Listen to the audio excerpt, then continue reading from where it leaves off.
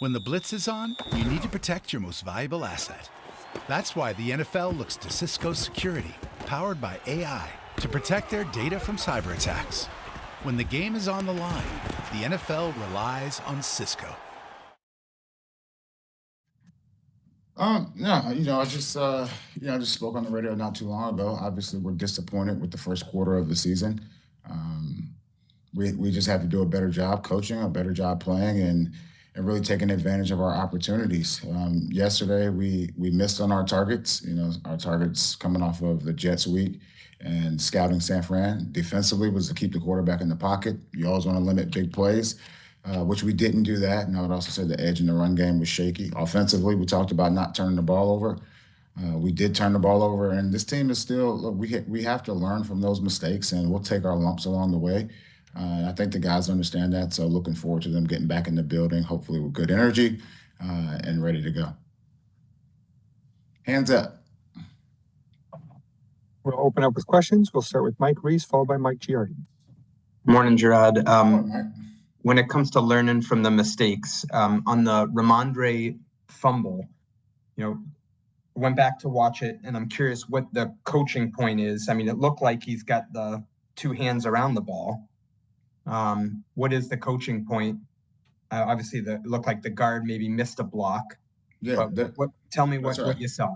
That's right. And look, we missed a block on that. And the defender was able to get his hand in there and rip the ball out. If you look at even just the past, just really all season, he has a target on his back as far as a guy that doesn't have good ball security. And he knows he has to improve that. And it's not just for him, it's for anyone that touches the football. We always talk about ball security equaling job security, and we just got to continue to develop that. Next question, Mike Giardi, followed by Doug Cox. Morning, Jerod. Morning, Mike. I just wanted some clarification on what you just told the guys on the radio. You said the plan, you were asked about the plan for Drake and if it was going to be revealed. You said the plan, we can't put the plan in place essentially until we're competitive. Is that in reference to Drake? No, I didn't say. I don't think I said you can't put the plan in place. They wanted to know about the plan. They wanted to know what the plan was. And so it came up, well, if Drake was in there, could you reveal the plan? And that's what I was saying. I was like, no, it's no one else's business. So. Very good. Thank you. Well, if I just had to clarify that for you. Yep. Nope. That's good. Yeah. Thanks. Doug Kide, followed by Chris Ryan. Good morning, Jerod. Morning, Doug. There's some experienced offensive tackles available right now in free agency. Has there been any thought to adding any of those guys? And if not, then why not? Elliot and I have those conversations all the time. We're going to meet today. We are always trying to find ways to improve our roster. And so that's always under consideration. Thank you. Thanks. Chris Ryan, followed by Phil Perry. Morning, Jerod.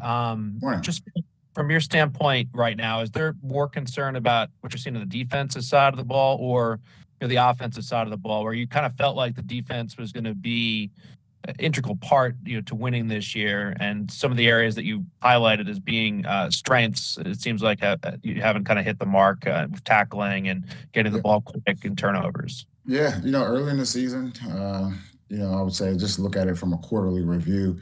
Defensively, we just haven't tackled well. We haven't kept the quarterback in the pocket.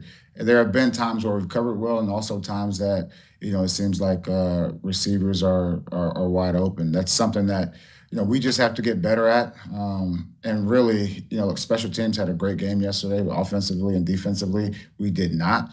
And for this team to win games, we have to be able to play well in all three phases. And really, and I know you guys get tired of me saying this, fundamentals still continue to be an issue, and I'll continue to harp on it. Phil Perry, followed by Taylor Kyles. Hey, Gerard, wanted to ask you about Jacoby and his play yesterday. It looks like by some of the people who track how long it takes for the quarterback to actually release the football, it was actually a relatively quick day on average for Jacoby in terms of how fast he was getting rid of it. But I wanted to ask you, what are you seeing from him in that regard? Is he getting rid of it as quickly as he needs to, in your opinion, after watching the film from yesterday?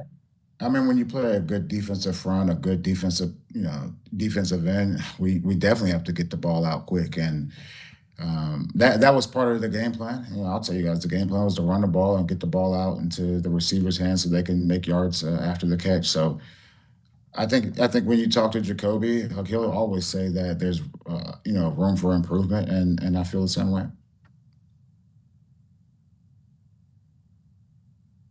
Peter Kyles, followed by Mike Reese. Coach, thank you so much for your time.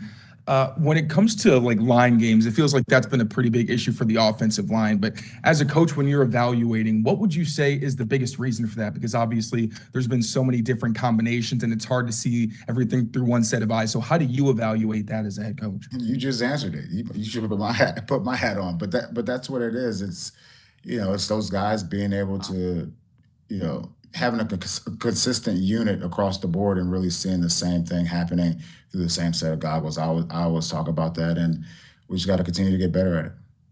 Thank you. Mike Reese, followed by Karen Gregan. Jerod, just following up one thing on the radio. Kendrick Bourne, start practicing Wednesday. Is that the plan? That's the plan.